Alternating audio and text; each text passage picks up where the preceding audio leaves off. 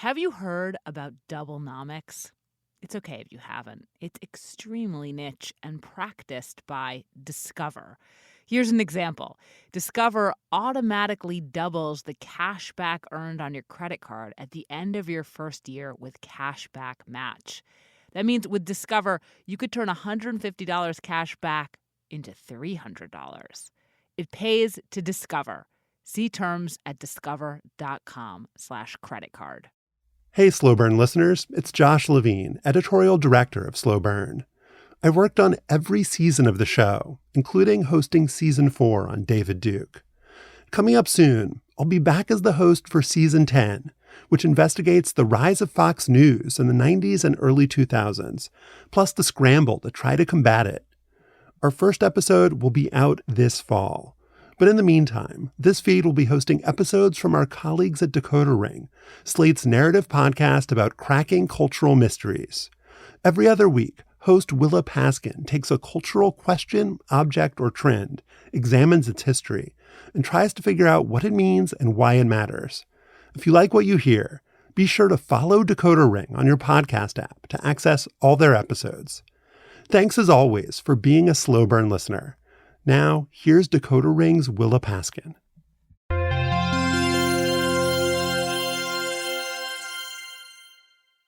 If you take a walk or a bus ride or a drive these days, it's hard to miss the signs.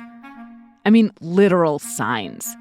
It doesn't matter if you're in the city or the suburbs or the country. People have signs in their windows and in their yards telling you in no uncertain terms what they like, what they hate, what they believe. But sometimes as you're passing someone's house, you see a more ambiguous communication, a message that they maybe couldn't put into words or wouldn't want to anyway. Sometimes you pass a lawn ornament. Some people, they want to look outside and enjoy the waterfall, or they want to enjoy, we'll say, an angel. I think every statue that we sell has a reason for people. This is Tatiana Ziegler. She's been a landscape designer for the past 25 years, and she's the proprietor of Ziegler's Statuary, a store in North Jersey that sells concrete lawn ornaments of all shapes and sizes. This trends, like during COVID, we couldn't keep a Buddha in if we tried. Really, everything that's from the smallest to the largest sold out immediately. This year has been bears. It's just bears. People come in and you ask them, like, what are you looking for? And they're like, well, I don't know. And it's like, it really has to speak to you. This is Tatiana's daughter, Ariana, who works at the shop too. And then they see something like, oh my, this is amazing. And then they get that. And then you leave with something so like random, like the aliens, you know? Like, there's aliens? Oh, there's the alien. Oh my God, I haven't seen the alien. People buy that alien? Yeah. The alien, a classic little green man in gray concrete, is sprawled on the ground, resting on its elbow, making a peace sign with its other hand. They also sell swans, Virgin Marys, dolphins, mermaids, lions, mushrooms, fountains, little boys peeing into fountains, even Bigfoot. Anything that's odd looking is a better seller. Really? Yeah, odd. Who are the peeing boy statues popular? So people love it, but they usually go in the backyard. They don't go in the front yard. Fair enough. Yeah.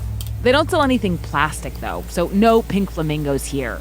But they do have a lot of gargoyles. If they don't buy it because they love it, they buy it because they want to, like, I guess, torture their neighbors with it. Because, I mean, even one lady, she's like, this lady thinks her property line is here. I'm putting this gargoyle here. It's staring right at her house.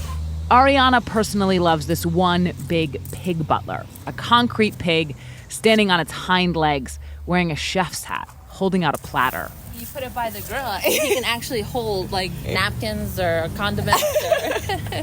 But Ariana and Tatiana both know that not every lawn ornament is for everyone. So just like clothing, right? It has to fit you. It has to go with you. It has to be your personality. It's the same thing with the statue. The pieces do mean something to people. But what exactly they mean? Well, that's what we're about to find out.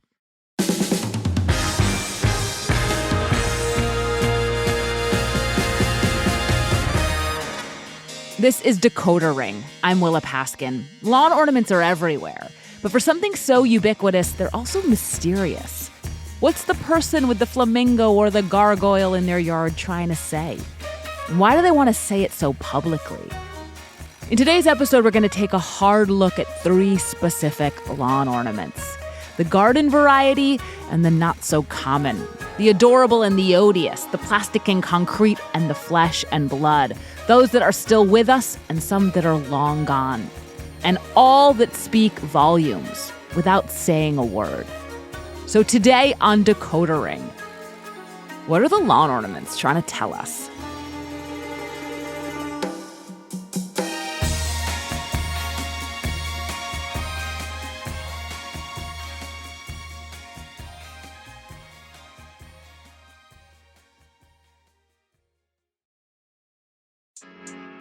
This podcast is brought to you by Progressive Insurance. Most of you listening right now are probably multitasking. While you're listening, you're probably also driving, cleaning, exercising, or maybe even grocery shopping. But if you're not in some kind of moving vehicle, there's something else you can be doing right now, too. Getting an auto quote from Progressive Insurance. It's easy, and you could save money by doing it right from your phone. Drivers who save by switching to Progressive save nearly $750 on average, and auto customers qualify for an average of 7 discounts. Discounts for having multiple vehicles on your policy, being a homeowner, and more. So just like your favorite podcast, Progressive will be with you 24/7, 365 days a year, so you're protected no matter what. Multitask right now. Quote your car insurance at Progressive.com to join the over 28 million drivers who trust Progressive. Progressive Casualty Insurance Company and Affiliates. National average 12-month savings of $744 by new customers surveyed who saved with Progressive between June 2022 and May 2023. Potential savings will vary. Discounts not available in all states and situations.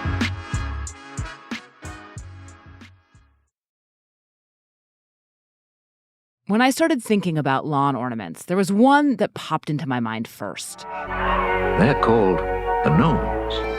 What? You've never seen a gnome? Well, they're all around us. Just take a closer look. That's from the 1980s animated series David the Gnome. And those bright, plastic, chubby little sprites with pointy hats and rosy cheeks placed in a garden's nooks and crannies are what I picture when I hear the phrase lawn ornament. And so I reached out to the very aptly named garden historian Twigs Way, who's fascinated with gardens because of what they reveal about the gardener.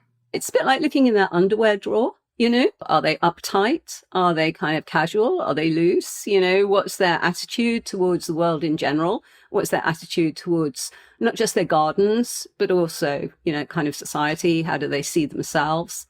Twigs is also the author of a book called Garden Gnomes, A History. Gnomes are absolutely fascinating.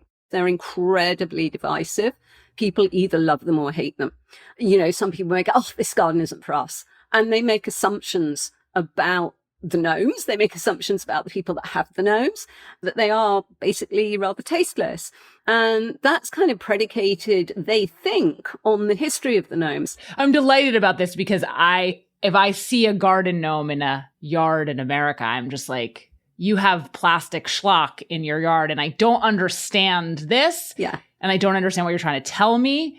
I think it's tacky, just like you said. But I'm about to learn all the ways that I should interrogate that feeling. Well, that's the thing. You just have to step back from everything you think you know about them, take a great big breath and go, right, where are we starting with this? Hang on. Why do we actually even have a small figure in the garden? Where do these come from? And the answer is not mid-century suburbia. So what if I took you back to Rome and we could for a moment go back in time and I took you into one of the gardens in Pompeii? So instead of this plastic, brightly coloured, you would see in that courtyard garden, maybe 20 statues, small statues, all brightly coloured, all painted, of little figures, some of them pissing against a wall, some of them, you know, pissing up against a fountain. Would that still be tactless schlock, you know, or would that be, wow, it's Roman? Centuries later, rich people in the Renaissance and Baroque eras knew their answer. That's when the tradition of putting little statues in gardens began in earnest, because it seemed like a connection to the Roman past. Well, there are all these statues again, colourfully painted, playing musical instruments, that kind of thing. These little figures could be found in elegant gardens across Europe. The statues, however, depict people, characters out of the Italian Commedia dell'arte, not gnomes. To get to the gnome, we then have to mix in the idea of the pan-European idea, in fact, of the little folk that we can't quite see, that you glimpse out of the corner of your eye. Fairies, leprechauns, brownies, sprites. Nearly every country has their own version of the mythical little creature. But the most direct connection to lawn ornaments are the little folk in the mining communities of Central Europe, who would help or hinder, depending on their moods, in the mine. Have they always had the cute little hats? They've always had hats. Always had hats. And the reason they have hats is because when you're down the mine, you need to have head protection. And the pointy hat has padding in it. It's like an early safety helmet. Amazing! So the first thing that hits the mine top is your padded, pointed red hat. Artisans in Central Europe began turning these little folk into little figurines, carving them out of wood as good luck charms or casting them in ceramic. And in the 19th century, one mining village in the center of Germany would become the gnome capital of the world. Wir befinden uns hier in der Malerei, wo dann die 4 Arbeitsplätze sind, an denen die Figuren dann alle von Hand bemalt werden. This is Sven Berrar. He works at Zwergstatt Gräfenroda, a small ceramic gnome workshop in the state of Thuringia that's turning 150 this year. We sent a German producer to help us record him in his shop. And why this town? Why did this town become the center? Der Ursprung liegt ja darin, dass wir hier eine florierende Keramikindustrie hatten. Sven told me that in the 1800s, the area was rich in clay deposits, and so a flourishing ceramics industry grew in the village. The process they use for making gnome figurines hasn't changed much since then. The ground clay is mixed following a secret recipe, and then it's poured into molds. After drying for several days, it's removed, scraped clean, and fired in a kiln. Once it's cooled down, the gnome can be hand-painted. And that part is Sven's specialty. Hebe ich die Highlights nochmal hervor, indem ich mit einem helleren Grünton, mit einem Pinsel... It's all a delicate, painstaking process, a far cry from the plastic gnomes you find in a Home Depot today. And Twigs Way says it's the artistry of these little figurines that caught the eye of English tourists, taking fashionable jaunts to Germany in the 19th century. They see these figures, very nicely made, very expensive, hand-painted, hand-molded, all the rest of it, and they buy them as tourist mementos and take them back home with them to England. As the figurines entered England, they took on a new name, gnomes. Most of the tourists importing these handcrafted German goods were very wealthy, and they installed these gnomes indoors. They used them as dining table ornaments or place card holders. But then a man named Sir Charles Isham had the fateful idea of moving them outside. So we always look back to him as the person who kind of introduced the gnome to the garden. But he is eccentric. You might say that quite a few of the aristocratic classes in those days were eccentric. He is particularly eccentric. He is a vegetarian. He's anti-hunting. He's a firm believer in mesmerism, in mediums, in spiritualism. And his connection with the gnomes comes about because he actually believes that dwarves and gnomes and little folk really exist. Sir Charles decides to construct a giant alpine rock garden, or a rockery, on his estate, and he thinks gnomes will make it look more realistic. And so he decides he's going to put these little figures from the inside of the house out onto the rockery. It's right in front of his bedroom window, actually. It's right next to the hall itself. And he makes little groups of them with little signs and all the rest of it. And he really starts the thing off. Sir Charles Isham's gnome-populated garden was featured in horticultural magazines from the time. Soon other eccentric aristocrats were heading off to Germany to follow his lead, and an entire gnome industry emerged. Die Firmen sind aus dem Boden gesprossen wie die Pilze. Sven Berrar says the gnome workshops began to sprout up like mushrooms in the small village of Gräfenroda. At the turn of the century, they had 13 companies solely dedicated to manufacturing gnomes. And a single workshop might produce 500 to 600 different models. But in England, it only took a few decades before the fad started to wane, as rich people began to look askance at garden gnomes as just a little too eccentric. And then something else got in the way. First World War breaks out. That close connection between Germany doesn't play well with the idea of having gnomes and dwarfs back in this country. Viele kleine und sind da natürlich geschlossen worden. In Germany, many of the gnome workshops were shut down due to the war. Sven says some managed to reopen afterward. But under the Nazi regime, garden gnomes were shunned. Dass es hier ein Produktionsverbot für Zwerge gab. After World War II, the new East German government officially banned gnome production as unsocialistic. One workshop was forced to switch to making ceramic busts of Marx and Engels. And that might have been it for the garden gnome, if not for Walt Disney. Now, you may have thought that Snow White and the Seven Dwarfs was seven dwarves, but actually Snow White and the Seven Dwarfs are nothing more or less than seven garden gnomes. It's home from earth we go. And that is when the whole Disneyfication of the gnome happens. An enormous wave of popularity of these small dwarf figurines, cheaply made, cheaply available, mostly in concrete, and it pushes the price right down. It makes them enormously part of popular culture. So anybody that can afford to go to the cinema, next stop, the nearest hardware store or whatever, to pick up your Snow White, Seven Dwarfs, and put them in your garden. This was happening on both sides of the Atlantic, and it only ramped up further as some gnomes started to be manufactured in plastic, which made them even cheaper and more colorful. You can now affordably pepper your yard with dozens of gnomes, whose looks had been Disneyfied too. They take on this really kind of babyish look, with the big bulbous nose and big bulbous cheeks. And they're cute. Yeah, they've got very, depending how you feel cute is. And they are just no longer associated with upper class gardens. They are associated with, suburban gardens. I think this is relevant to understanding where anti-gnome sentiment originated. It's not because gnomes began as middle-class kitsch. It's because they began as upper-class status objects, and it's only when they dared to descend into suburban lawns they were dismissed as cheap and tasteless. For me, a gnome is just a chunk of concrete. It's a bit weird. And once they were there outside regular people's homes, gardening magazines called them out as eyesores.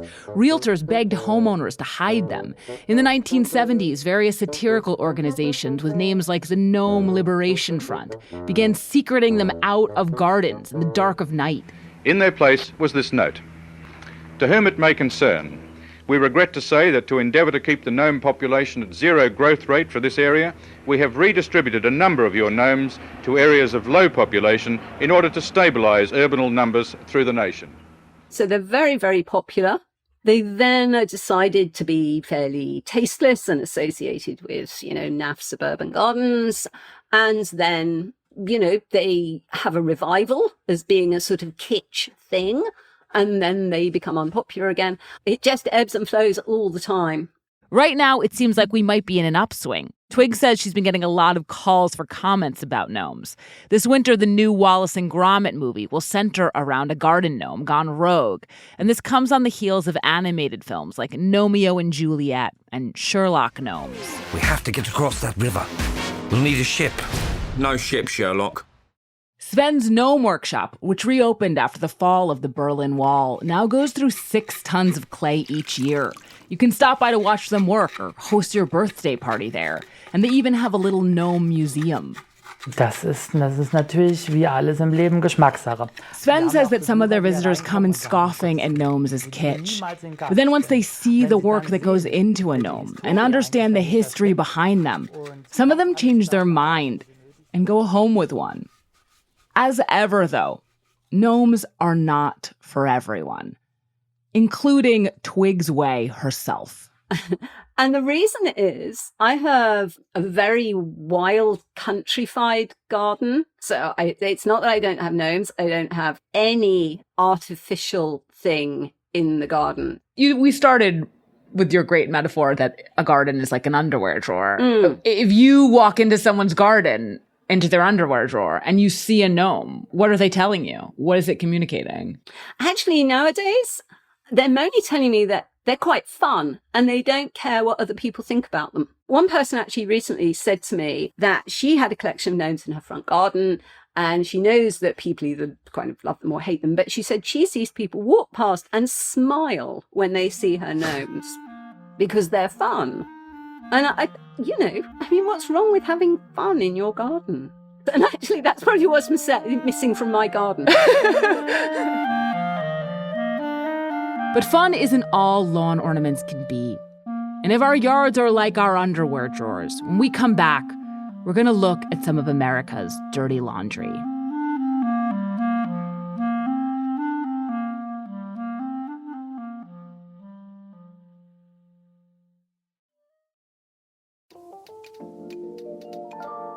Deciding what to pack for a trip can be so stressful. The clothes you have either don't fit, are worn out, or just don't match. That's where Quince comes in. It has high-quality vacation essentials you'll be packing for trips to come, like premium European linen dresses, blouses and shorts from $30, washable silk tops, luggage, and so much more. All Quince items are priced 50 to 80% less than similar brands. By partnering directly with top factories, Quince cuts out the cost of the middleman and passes the savings on to you. I just saw a colleague wearing a great-looking Quince black maxi dress, and I have some delicate hoop earrings I barely take off. So pack your bags with high-quality essentials from Quince. Go to quince.com/decoder for free shipping on your order and 365-day returns. That's QUINCE.com/decoder to get free shipping and 365-day returns. Quince.com/decoder. Have you heard about doublenomics? It's okay if you haven't. It's extremely niche and practiced by Discover. Here's an example. Discover automatically doubles the cash back earned on your credit card at the end of your first year with cashback match. That means with Discover, you could turn $150 cash back into $300. It pays to Discover. See terms at discover.com/creditcard. So gnomes are fun, but that word does not describe every lawn ornament. Not at all. And this is so much the case. The ones we're going to talk about next don't show up in yards very often anymore. They're more likely to be found in museums. We're walking through, we're at a section which shows a lot of objects that would be in someone's kitchen, for example. And if you notice, if you look closely at the objects, you'll see that a lot of the features, the physical features of African Americans have been distorted. David Pilgrim is the founder and director of the Jim Crow Museum at Ferris State University in Michigan. So what we do is we show how Jim Crow was not only supported by violence, but also everyday objects. The objects in the museum include racist postcards, cookie jars, sheet music, toys, salt shakers, a Christmas tree topper shaped like a Klansman, items that are sometimes called contemptible collectibles. We have over 30,000 pieces, and we certainly are the world's largest collection of objects like this, and it's not even close. And there's an entire corner of the museum dedicated entirely to one lawn ornament. Yeah, so these are lawn jockeys, yeah. Lawn jockeys are statues that are a few feet high and that typically depict a black man in horse riding clothes. Sometimes they're called darkies, sometimes they're called sambo. These often were metal, although I'm not sure what these are. I think this is metal. They're heavy as hell. The earliest lawn jockeys are hundreds of years old, but they, like most of the contemptible collectibles, became widespread in the second half of the 19th century. Black collectibles really started after the Civil War, largely during Reconstruction, and they all showed African Americans happy to be working for the master. Kenneth Goings is an emeritus professor of African American and African history at Ohio State University. And he's the author of Mammy and Uncle Mose, a book about Black collectibles. And they were part of a whole mythology that was being developed after Reconstruction, that the South had had a spatial civilization and had a special relationship with the enslaved people. And that if the North had just left them alone, things would have been fine. Literally, the darkies would be happy. So there's this whole attempt to create this mythology physically through the creation of these objects. In the last few decades, Kenneth has seen most white people accept that the objects pushing this narrative are abhorrent. The collectibles like Mammy cookie jars and Sambo dolls are, in fact, contemptible. And that has continued and it has gotten even stronger. There's been even a stronger rejection of the collectibles, except for the lawn jockeys. Really? I know both black and white people who still see the lawn jockeys as a very positive image. And this is because the history of the lawn jockey is complicated and full of competing stories about their origins. The earliest iterations from the mid-19th century didn't depict a jockey at all, but instead an enslaved groomsman or stable boy, often in raggedy clothes, but eagerly working. Like the other collectibles, they were always doing something, still being put to work. The figure is often holding out a ring in his right hand that a horse could be hitched to, or carrying a lantern to light the driveway. By the late 1800s, the statue had started to wear the clothes of a horse jockey, a riding cap and racing boots. There were black jockeys. We need to establish that. And there were black jockeys who were Kentucky Derby winners. In fact, African Americans dominated horse racing. But by the 1900s, the sport was becoming segregated. And as actual black jockeys were being pushed out, injured, and pulled off their horses, a new kind of lawn jockey started to be manufactured. So these two right here, those would be the ones I think most people would be seeing today. David Pilgrim at the Jim Crow Museum again. The last one is shorter than the others and heavily caricatured with, the natural features of African Americans caricatured to the point of an insult. These jockeys have pitch black skin and big red lips forming a wide grin. And in the middle of the 20th century, they became ubiquitous in the lawns of a new kind of homeowner. White suburban ones. The average American can now own a home, and a more luxurious home than he ever dared dream of.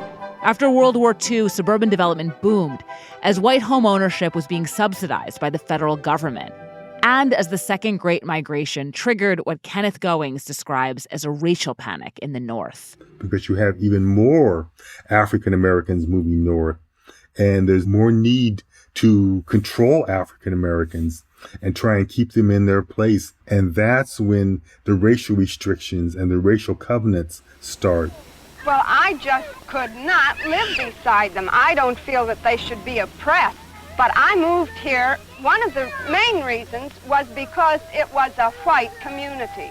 And these lawn jockeys were sort of a marker, sort of a signal to black people that you weren't wanted here. The lawn jockey was a signal of what we think of you.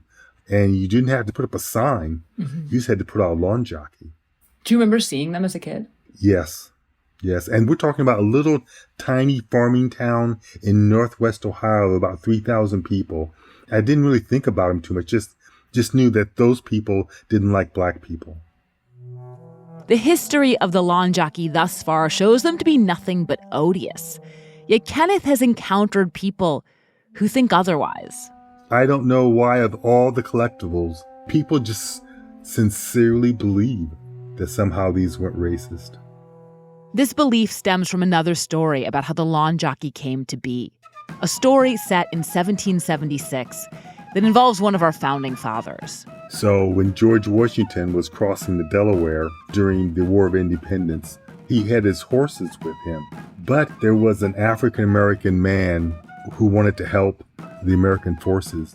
So what he did is he had his son hold the horses on the riverbank as they rolled across to attack the British forces.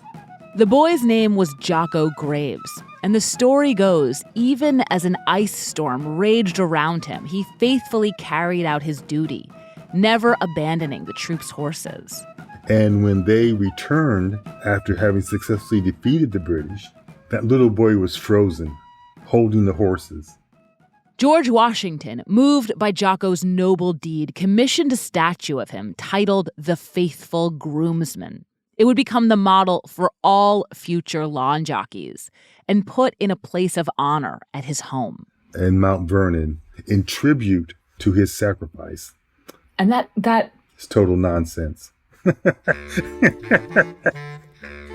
Scholars of George Washington have looked into it, and they found no evidence that Jocko graves ever existed or that any statue like this was ever on display at Mount Vernon, an estate where Washington kept slaves. But the legend that the lawn jockey is actually a tribute to a black hero has persisted for decades, and it's alive and well online. You wonder where the lawn jockey came from. You can thank George Washington.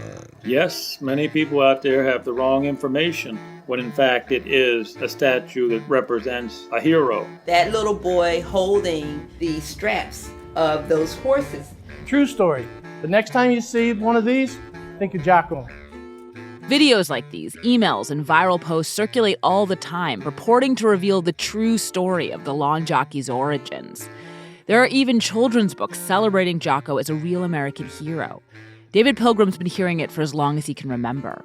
I've heard that story from some historians. Certainly I heard it growing up in African-American communities. And it's a good story. It's a chest puffer. It's a feel-good story, and it didn't happen. But it's just part of a whole mythology that grew up about these collectibles, I think, to make them more acceptable. The legend of George Washington and Jocko graves isn't the only story out there that suggests there's more to the lawn jockey. That despite its caricatured appearance, it's actually a symbol of African-American resistance. Well, and that's just as bizarre. And that is that these lawn jockeys were part of the Underground Railroad, that they signaled to the conductors on the Underground Railroad which houses were safe places. The story goes that a ribbon would be tied to the lawn jockey. If it was green, it meant that it was safe to bring in the runaways. If the ribbon was red, it signaled danger and to keep moving on. What I would say is enslavement lasted so long in this country that my general answer to whether or not something occurred is, yeah, it probably did occur. Because you're talking about a couple hundred years, but there's no evidence that that was common at all. The myths about the Underground Railroad are legion. I mean, if every myth about the Underground Railroad were true, there would have been no slaves left in the South. How often have you encountered the suggestion that because of these stories, lawn jockeys are somehow not racist? Oh, constantly. From Black people also.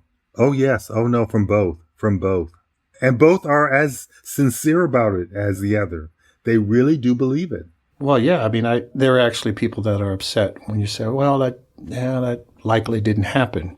David understands, though, why Black people in particular might want a story like this to be true. For most of the experience of Black people in this country, every major societal institution was designed to make folks feel like they hadn't done anything, that they hadn't contributed and weren't deserving of fair treatment. In a way, false narratives are still pushback. But I don't want to leave it there. We don't need to make up stories. There have just been wonderful stories of African-American heroism, African-American achievement, African-Americans living lives of everyday dignity.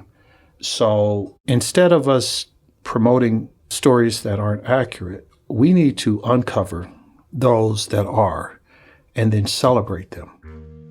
David still sees lawn jockeys in people's yards from time to time. You'll also find new ones that are being made because there's still a market. In terms of today, if you have one in your yard today, you've made some decisions. Sometimes you see them painted white, as if their significance can be changed or covered up or literally whitewashed. But David doesn't think that's really possible or necessary. If I want to build a statue that honors a Black person, there's no limit to how much of that I can do. I'd be less interested in reclaiming it and more interested in just building new statues.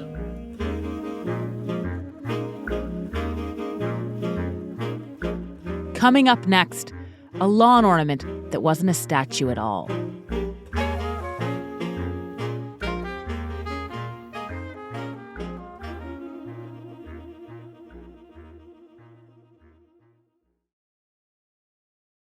We've all had that feeling of dread when we're running late and can't find something we need to get out the door on time. Save yourself the anxiety and stock up on tile trackers. There are no special accessories required. Just attach a tile to your keys, put one in your wallet or on anything you don't want to lose. It's easy, and you can use the Life 360 app to ring your tile when it's nearby or track down its location if it's lost. Tile makes finding your belongings a breeze. Simply ring your item within range using your smart home device or check its last location on the map. Concerned about a pet? Attach Tile to their collar for ease of mind. Plus, with Tile, you can get notified of lost items with updates from the Tile and Life 360 network. Tile offers enhanced security with an anti-theft feature that keeps your tiles undetectable from others. Keep track of what's important with Tile. Visit tile.com today and use code DECODER to get 15% off all tiles. That's tile.com, code DECODER. There are a lot of celebrity interview shows out there, and they can be expected and bland. And that's exactly why NPR's newest show, Wild Card, sticks out so much. It's got huge thinkers, actors, and stars, to be sure. But it gets at what's weird about being alive in a way that's not been done before. Wild Card is sort of like an existential game show where a deck of cards controls a conversation, and the conversation feels like a party game. Each question posed enables an organic discussion, so you won't hear the same types of stories in each episode. Tune in for engaging questions and thoughtful conversations that will make you think about your own life. Wild Card comes out every Thursday from NPR. Listen to it wherever you get your podcasts.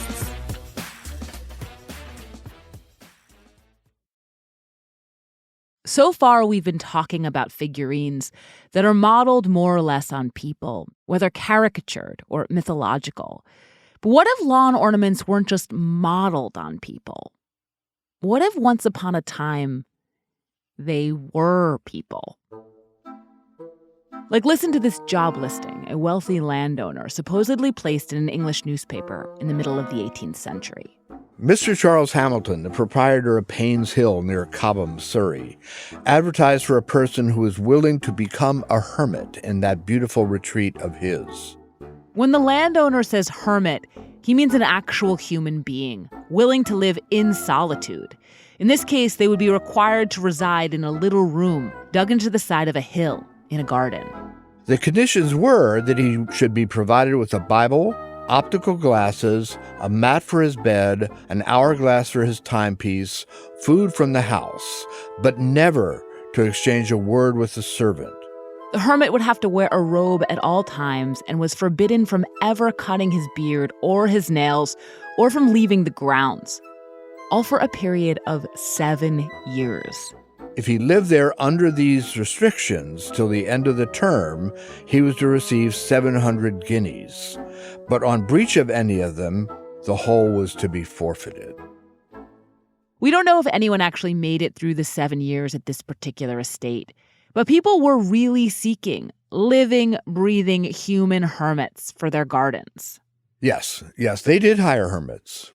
Ned Harwood, who you heard reading that ad, is an art historian who studies gardens, especially 18th century English landscape gardens. Now, these are big gardens. They're like 25 acres to 250 acres, even 1,000 acres. These are about the same size as the gardens you heard about earlier, belonging to the eccentrics who had garden gnomes. But it's more than a century before that trend. Ned says you can study the history of garden styles the way you do the history of painting, with one movement evolving into the next, the Baroque giving way to the Rococo. And in the early 1700s in England, one thing was giving way to another. There is a movement towards making gardens more natural. Now, I'm putting natural in quotes because they're completely manufactured. It's completely artificial. But instead of, let's say, in a 17th century French garden where you have topiary trimmed hedges that are 30 feet high and things like that, the 18th century garden that begins to emerge in England in the 1720s and 1730s is quite deliberately planting in a much more naturalistic way, so it doesn't look like it's all been carefully put there and maintained. And inside these new natural gardens, they began building a new type of garden structure. Ancient-looking buildings meant to trigger what Ned describes as imaginative flights of fancy. Temples to Greek gods, Chinese pavilions, Gothic ruins. But if you were going to put in one building, by the middle of the 18th century, that building would be a building you would call a hermitage. What is a hermitage? Definitionally, what makes something a hermitage is that a hermit lives there. The tradition of hermits has existed in the West for more than 1,000 years. Early Christian fathers renounced all their possessions and went into the desert to live in isolation. Medieval monks and nuns found monasteries were not secluded enough, so they set up homes in swamps and caves to get closer to God. These people who are willing to go away and totally abase themselves, nonetheless, are the people that people go to for instruction. They go to for guidance. They go to for enlightenment. And it doesn't carry like the same charge it does for us of being like weirdo. No. One chooses to be a hermit. It is choosing to give up being well-fed, being well-housed, being any of those things. So hermits were admired for their ability to separate, admired for their ability to walk away, and seen as people who, as a result of that, could actually comment on society. By the time of the 18th century garden, religious hermits had more or less disappeared from the English landscape. But the hermit as an idea was still highly valued. And so as wealthy landowners started decking out their gardens with fake old structures, many of them decided to build hermit homes. A hermitage itself can take many, many different forms. They can look like very elegant little pavilions, but most of them are quite rustic. The most famous of them are often what were called root huts. If you are a hermit living in the woods, what are you going to build to live in? You don't have a saw. You don't have anything like that. You're going to cobble something together. And so they would cobble these structures together out of roots, out of twigs. Other hermitages were caves dug into a mound, or what they imagined ancient druids lived in. There are books of designs published in the 18th century of hermitages. Was it like a catalog? Like, was it books of design so you could do it yourself? Yeah. Okay. Yeah. It's great stuff. Many of the hermitages built into English gardens were designed as sites of contemplation for the landowners, who would gaze across their gardens at their huts made of roots and twigs and dream about what it would be like to live a life of solitude. Most of the time, they were uninhabited, but decorated to give the illusion that someone lived there, like they might have a book sitting open on a desk next to a half-melted candle to imply that a hermit had just stepped out. There was sort of a common interior design concept for what you put in a hermitage. Even if there was not a hermit ever there. It's ready for a hermit. Yeah, it's ready for a hermit. And sometimes an actual hermit would arrive? Sometimes. And this is where you get the stories like the one you heard at the beginning. It's unclear if that one is entirely authentic, but landowners did put out classified ads for ornamental garden hermits. One of these texts that is really interesting, the landowner has created a suite of underground rooms which are exquisitely kitted out. There's an organ down there. It's a luxurious suite of rooms underground. Whoever comes to live in it is to have absolutely no contact with another human being. Mm-hmm. And so this is a scientific experiment masquerading as a hermit. Right. What will happen to that person?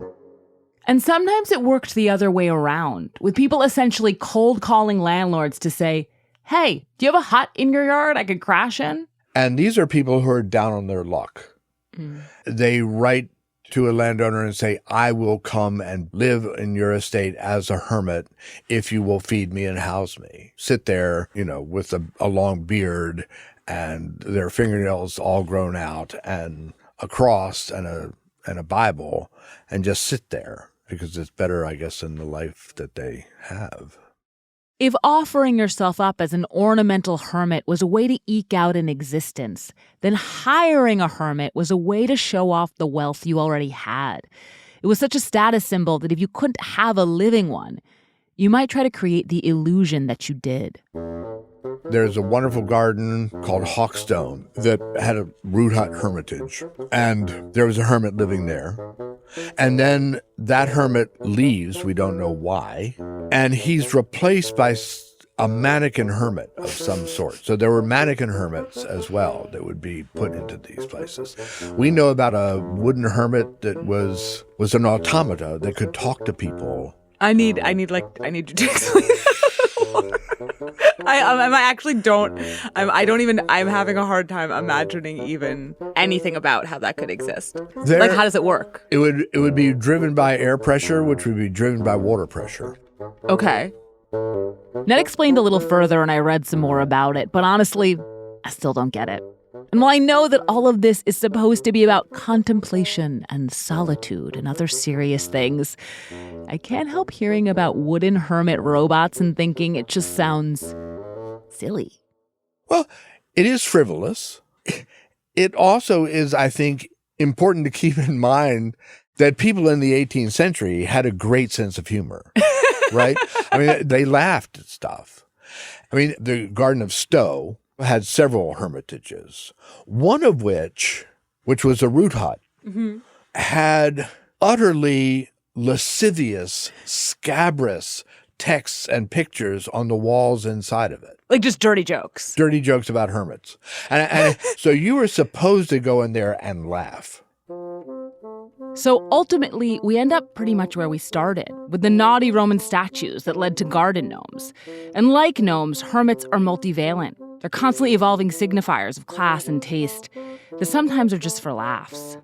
But unlike gnomes, the phenomenon of ornamental hermits did not last, thanks to a shift in garden styles, and in part the rise in Britain of abolitionism.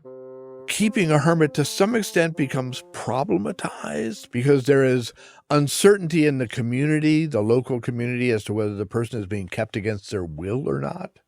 So we know of liberated hermits. I mean, people who are freed from being hermits, one of whom did not want to be liberated from being a hermit. He was quite content to be a hermit. And he's sort of this forced back out into the world. By the middle of the 19th century, I think it's done. Which it turns out is right around the time that a few eccentric English aristocrats started putting a different kind of bearded figure, a gnome, in their gardens.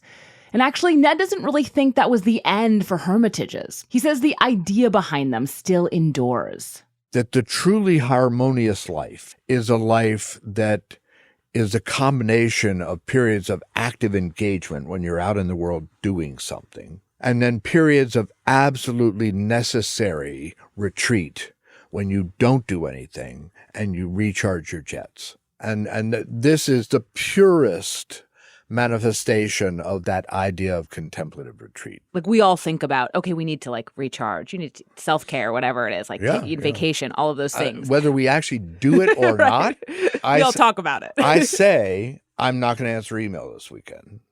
Right? I'm going to turn off my phone. All those kinds of disconnections are, I think, or, you know, that phenomenon the man cave. Right. A man cave is a hermitage, as far as I'm concerned. There are places to get away, and we feel the need to get away. I think that desire and that felt need to get away is still very much with us. So earlier in this episode, you heard me say that I was skeptical about garden gnomes. To be honest, I was skeptical about all of the lawn ornaments. I have never, ever considered having one, and not just because until recently, I didn't have a lawn to put one in. Having all these conversations has made me feel a little differently about them, though. I would obviously never have a lawn jockey, and I wouldn't want a hermit even if they were still a thing. But a little gnome hiding out in some corner that passersby would only see if they were really looking, really noticing the things around them. A gnome to make them laugh, either at the gnome itself or the person kooky enough to have one. A gnome to inspire some imaginative flight of fancy. Who knows? Maybe I'll have to find a spot for one.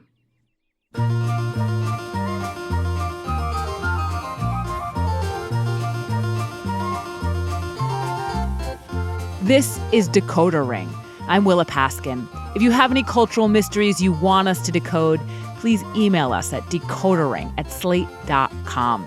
This episode was written by Evan Chung and Willa Paskin, and it was produced by Evan. We produced Decoder Ring with Katie Shepard and Max Freedman. We had additional production by Cheyna Roth and Martina Weber. Derek John is executive producer. Merritt Jacob is senior technical director. We'd like to thank Friedemann Bernice, Heather Joseph Witham, and Elise Gramza. Gordon Campbell's book, The Hermit in the Garden, was a valuable resource in putting together this episode. If you haven't yet, please subscribe and rate our feed in Apple Podcasts or wherever you get your podcasts. And even better, tell your friends. And if you're a fan of the show, I'd love for you to sign up for Slate Plus. Slate Plus members get to listen to Decoder Ring and every other Slate podcast without any ads. You also get unlimited access to Slate's website. And member support is crucial to our work, so please go to slate.com/decoderplus to join Slate Plus today. We'll see you in 2 weeks.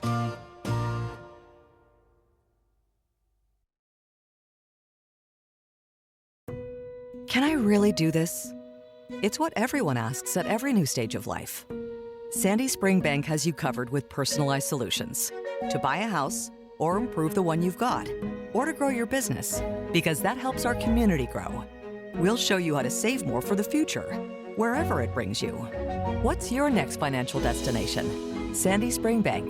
Visit sandyspringbank.com. Member FDIC, Equal Housing Lender, NMLS number 406382.